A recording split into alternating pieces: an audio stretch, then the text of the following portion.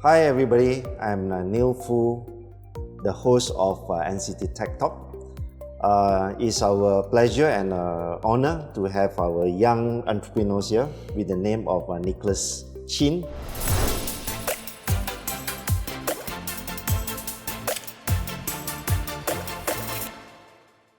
We can call him Chin. He's a managing director of Green Quarters Sdn Bhd. We are talking about green, we are talking about environmental. So Nick, perhaps you want to introduce briefly about Green Quarters Sdn Bhd. What do you do, and what is the function to contribute to the business community, even to the society? Nick? Okay, sure. Yeah, first of all, thanks for the invitation. Okay. Always been a pleasure to be able to, involve in such a talk. Yeah, so a little bit of myself. So the company that I've started 10 years ago called Green Quarter. Okay. So for the sole of the purpose of the environment. Yeah, so sustainability has been the heart since the very beginning of the formation of the company. What we do here in general has divided into three. So one is on the virtual environment, where we are using simulations to predict or to mitigate the buildings or the environment issues. Okay, so it could be like in terms of the energy, in terms of the condensation analysis, in terms of the the wind pattern, so on and so forth. So this is under the virtual environment. The second one, we call it sustainability benchmarking. That's where we are helping the developers on how to facilitate on how to achieve green building status. Yeah, maybe comparing to the local rating tools such as GBI, Green IE, MyCrest, Singapore Green Mark, or even like US and the international ratings tools like LEED and WELL certifications. And of course, last but not least, we have also extended our services to carbon consulting lately. Carbon consulting. Due to the market demand as well. This is a very in thing, yeah? Yes. Yeah, so that is probably a sum up on what we have been doing for the past 10 years. Okay. Yeah. Nick, I think I'm quite impressed with the words of green, environment, carbon and all this. And yeah, of course, you are the expert. But then again, I think the market perception or the society perception or Neilful perception, always I say. When we talk about green, sure, we mention about sustainability. Yeah. When they talk about sustainability, we link it to carbon, to green. But a lot of time, the people would think that is it really necessary or just a marketing gimmick? Try to impress people that, this country, we are going for green, this company, we are going for sustainability, all these jargons. But from your experience, how practical are all these concepts? Okay. It's true. I think you can also probably go and Google it, on Google Trend in terms of the usage of this word of green, for the past 10 years, and also sustainability for the past 10 years. Even 30 years ago, Nick, maybe I'm older than you, right? I was working in one of the wood panel manufacturing. We are talking about sustainability of production line. Yeah. We are talking about green. 30 years ago, I've been told about that. But of course, in our factory that we have the, what do you call this, German technology. You really contribute to the green. Yep. Okay, sorry to interrupt you. Then back to you. Yeah, no worries. Yeah. Okay. So sustainability has been a buzzword, right? Lately. And what does it mean is basically you can just break it down to sustainability, right? Basically consists of sustain and ability. Right? Basically whatever we do, it has to be self-sustainable. Right. By itself. Yeah, by itself, right? That's why the ability to sustain. Okay. Right. So that itself is a self-explanatory, right? And the question of whether practical or not, whether hard to achieve or not. I think it's boiled down to the awareness. Whether what does it take to be green, to sustain, right? So in general perspective, it's sustainability equal to expensive. Right. In general, in the market. Yeah. Right. Costly. Yeah. The other one that I have commonly hear is it's difficult to achieve. Yep. Yeah. Probably do not know what it takes to achieve. Right. Okay. So in my experience and opinion, I think is not true. Okay, let's probably allow me to address this one point on sustainability is costly, right? Yep. So we have done a couple of projects, and it's also proven that it's aligning to the data or statistic that has published by the green building body. Okay. Where in achieving green building, we only takes about 1%, additional 1% from your construction costs. How many percent again? 1%. Only 1%. 1% from your construction It's not costs. costly. Yeah, that is not costly. It's in accounting terms negligible, right? Yeah, Alright, okay. Exactly. So when I have the privilege to go around, to talk about it, I always conduct this survey. Okay. You know how many of you, think that this is costly? Then I will put below 5%, 10%, 15%, and 40% and above. Okay. And most of them will think that it's above 40%. Wow. Yeah. That's why I have asked you the correct question, right? Yeah. The perceptions. Yeah. Yeah, it's good that today you make a phrase to correct the misconception. Yeah. Right. So I think what about in Malaysia, right? Okay. So normally when we heard about all these concepts, could be from Europe, from Japan. When it comes to Asia, especially like maybe Southeast Asia, that first, as you said, misconception that we can't afford. But what is the level of achievement of Malaysia as far as this is concerned? I must say that whatever that I see just now, it is in terms of the Malaysia perspective, Malaysia statistic. Oh, okay. Yeah. Okay. And I can't deny some of the situation where some of the clients, they may have experienced a higher cost. Right? So this is where I would think that one of our services like, virtual environment could help, right? So rather than, if I have no better words to choose, to blindly adopt what is being practiced in the overseas. Okay. Right, like for example, like let's say glazing, right? In overseas, probably you will need double glazing low E or triple glazing low E. You probably just adopt it, because it's being commonly practiced in the overseas. But we also have to understand that we are located. When you talk about glazing, Nick, is it something referred to a smart window?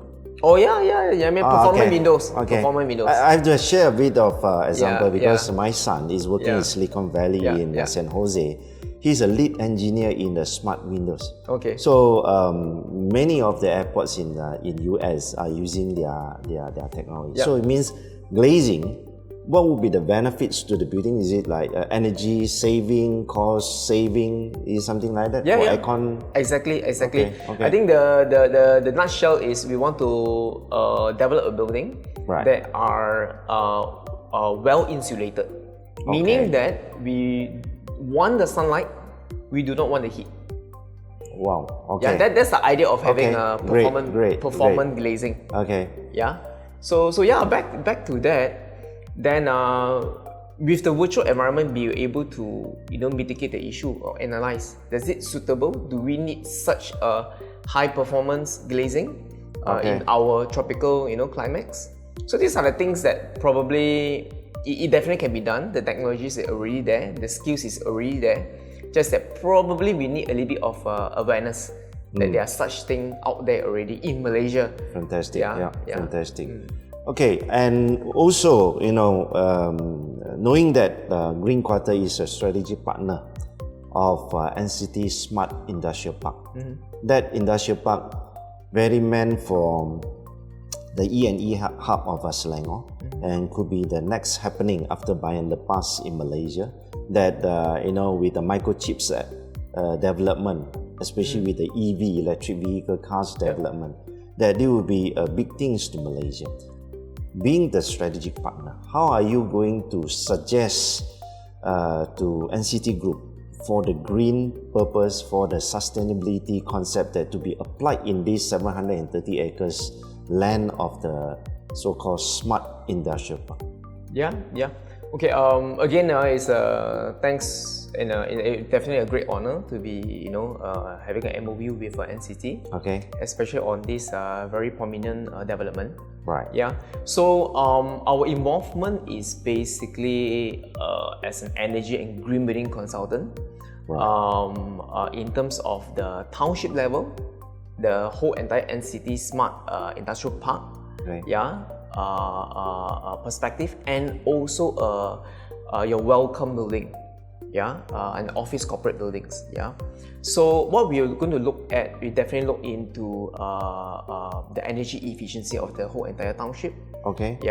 and also the sustainability of the township, in terms of the material that we use, the designs that we have, the architects that has been implementing it, the client has been implementing it. So we are there to assist the client in selecting the right materials, sustainable materials. In terms of energy efficiency, so we will of course use our virtual environment.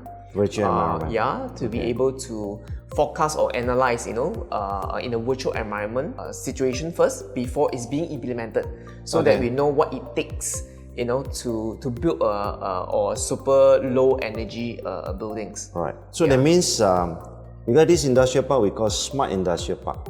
At first, before we implement it, we say so-called. But when in reality, perhaps you have to use a lot of devices for the IoT to measure the change of the temperature, change of the weather that will contribute to your green concept. Okay. To add on that, it's so the sustainability of it has to be in place. Okay. And in order to upkeep, in the sustainability, right, ability to sustain, right, the place. So that's where the smartness of the building come, in place, in allowing the occupants or the facility manager to be able to monitor and also pinpoint exactly where are the areas can be improved.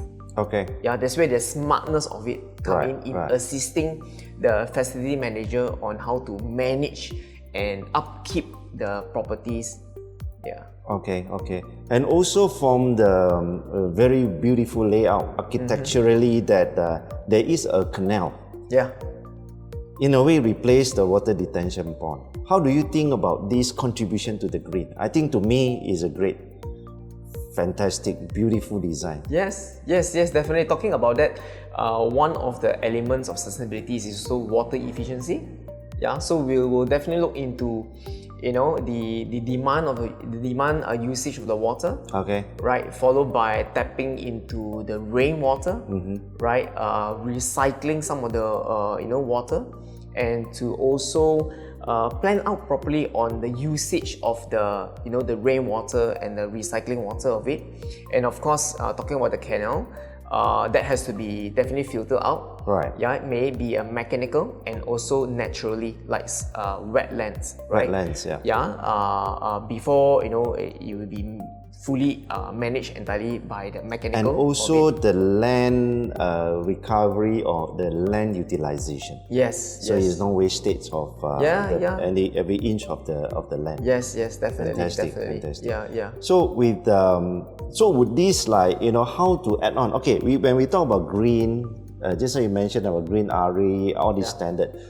So would it be a point collection of each of the element like canal as said, and the smart building asset? So there will be a point system that add on to some kind of grading of the certification of the green? Exactly. Okay. So it's a point system. Right. So the higher that you go, like platinum, you require more points. All right. To achieve. In a sense, it's harder to achieve. Okay. More green features being adopted in the development. Okay. Okay, so if we breed some fishes, also you have points to add on. Or maybe a few durian trees, also you have points to add on for the landscape. Innovations or Okay. Very interesting. So it's a fruit farm kind of smart industrial park. Okay, there is a wild thought. All right, I think it's a concept, of the green, but not only concept, but it really can put into the NCT Smart Industrial Park. So I think it's not a gimmick for the group, but it's really to contribute, especially when these are semiconductor operator, international operator, when they come in, they look for a managed industrial park. This is a managed industrial park. Yes. So with all the green factors inside, I think it saved a lot of the industrialists, especially the MNC status. And also, before I forget, Nick, that is a CLQ inside, even enabled by AI. So what do you think the CLQ that contribute to green? Well, definitely you're talking about closing the gap, right, with a CLQ, right? Or in terms ESG, there's a term of ESG, okay? Yeah, so definitely with that, the smartness and the AI of it, you'll be able to close the gap in terms of like the time frame, right? The time wastage, right? Okay. Yeah, in terms of like, scheduling. Right. Yeah, definitely that will help in terms of reducing waste and reducing, all this time that being spent. So that means the CLQ is a central labor quarters, right? So as in the smart industrial park can house 30,000 beds, as I am told. That, at least on the ESG, the environment, social and governance. So especially the S, the social.